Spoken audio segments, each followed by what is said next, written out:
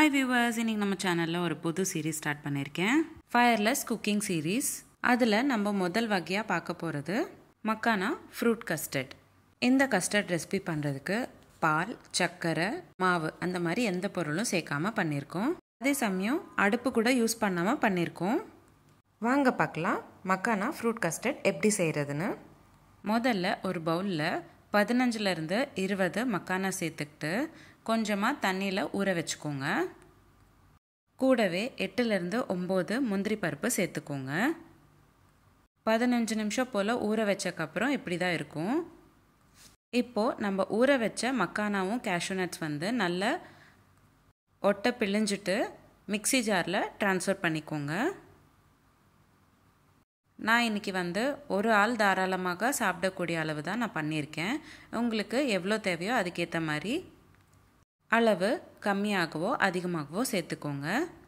அடுத்து ஒரு பிஞ்ச் மஞ்சத்தூள், 2 ஸ்பூன் தேன். இப்போது எல்லாமே சேர்ந்து நல்லா பிளெண்ட் பண்ணிக்கோங்க. தண்ணி சேர்த்துக்கிட்டு திக் பேஸ்ட்டாக அரைச்சிக்கோங்க.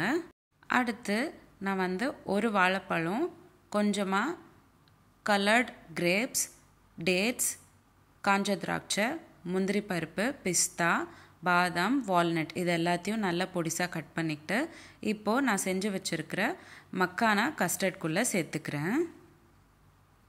முதல்ல பச்சை, சிவப்பு, கருப்பு திராட்சை சேர்த்துக்கிட்டேன். கூடவே ஒரு வாழைப்பழம் பொடிசாக கட் பண்ணிக்கிட்டதும் சேர்த்துக்கிறேன். அடுத்து பேரிச்சப்பழம் 2லேருந்து 3 பொடிசாக கட் பண்ணிக்கிட்டது சேர்த்துக்கிறேன். அடுத்து 8லேருந்து 9 முந்திரி பருப்பு நல்லா பொடிசாக கட் பண்ணிக்கிட்டு சேர்த்துக்கிட்டேன். அடுத்து 2 வால்நட் பொடிசாக கட் பண்ணிக்கிட்டு சேர்த்துக்கிட்டேன். 2 பாதாம் பொடிசாக கட் பண்ணிக்கிட்டு சேர்த்துக்கிட்டேன். அடுத்து 2 பிஸ்தா பொடிசாக கட் பண்ணிக்கிட்டது சேர்த்துக்கிறேன். அடுத்து காஞ்ச திராட்சை 10லேருந்து 15 சேர்த்துக்கிறேன். எல்லாமே ஒரு வாட்டி நல்லா கலந்து விடுங்க. அவ்வளோதான், நம்மளோட கஸ்டர்ட் ரெடி ஆயிடுச்சு.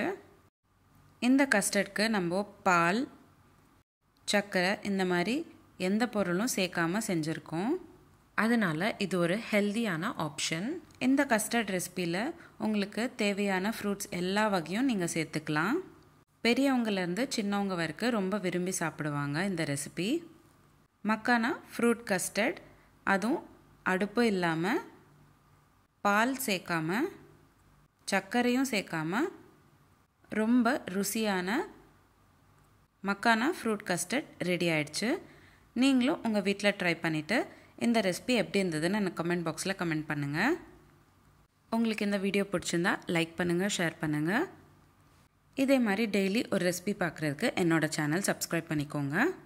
நம்மளோட சேனலில் இந்த மாதிரி நிறைய சீரீஸ் போஸ்ட் பண்ணியிருக்கேன். லிங்க்ஸ் எல்லாமே டிஸ்கிரிப்ஷன் பாக்ஸில் உங்களுக்கு ஷேர் பண்ணுறேன். செக் பண்ணி பாருங்கள்.